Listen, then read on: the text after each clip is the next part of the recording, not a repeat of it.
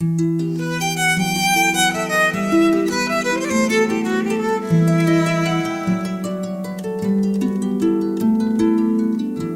siamo a Grave di Stecca, è una proprietà di circa 2,4 ettari.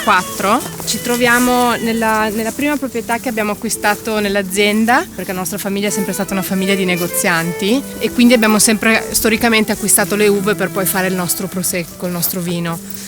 Questa è stata la prima che invece abbiamo acquisito in famiglia e poi ce ne sono state altre 2 che sono venute poi. Qual è l'effetto, se vogliamo, negativo della globalizzazione?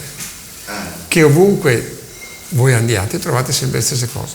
Non si trova più niente, perché? Perché quello che trovo a New York lo trovo a Milano piuttosto che a Roma, a Parigi o a Londra. Ci sono secondo me delle cose che dovrebbero essere tenute nei luoghi di produzione in maniera tale che le persone quando arrivano trovino qualcosa che non c'è da un'altra parte.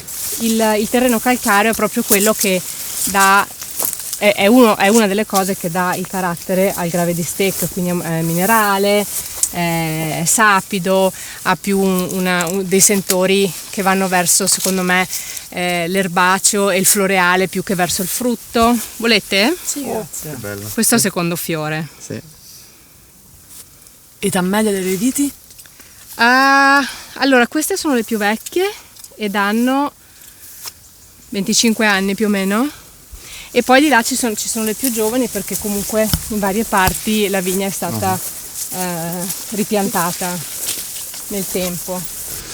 Quando parliamo delle nostre singole vigne, no, di Grave di Stecca, San Floriano, sono 8.000, 11.000, 7.500, queste cose qua.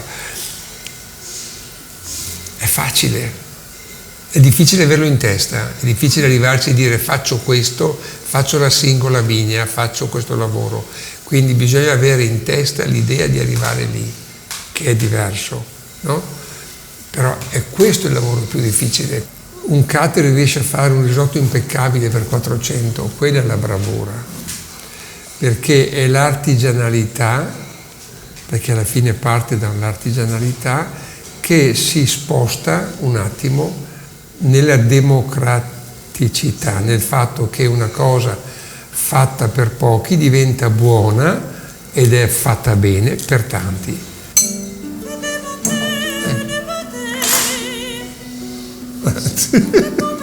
Sono un po' emozionata, è la prima volta che vedo un prosecco vintage 98. Bisognava aver voglia di metterle via, no? Nel senso che io ho trovato le bottiglie di mio nonno e poi le bottiglie di mio papà. Compravamo il vino dove c'era, perché bisogna fare un passo indietro. 1919, prima guerra mondiale appena finita, è chiaro che ci sono le case distrutte, le persone impoverite, le vigne abbandonate perché gli uomini sono andati in guerra. Se da una parte sono state le bombe, da quell'altra c'è stata la mancanza della manodopera, delle persone che seguivano le vigne, no? E quindi il vino lo vai a prendere dove c'è. Bisogna pensare che nella storia il colore del vino è rosso.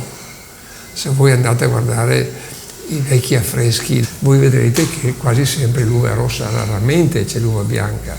Voi dovreste andare a vedere la stanza di Bacon della Villa di Maser, dipinta dal Veronese, e lì voi vedete che c'è la vite segnata come intanto una liana, perché la vite di suo è una liana, no? E quindi va su appoggiata ad un sostegno, e poi vedete che sono tutti grappoli rossi, forse in un angolo in fondo ci sono 2 grappoli bianchi. Arrivo velocemente al perché c'è la bottiglia vecchia, perché facendo i negozianti c'era lo scambio.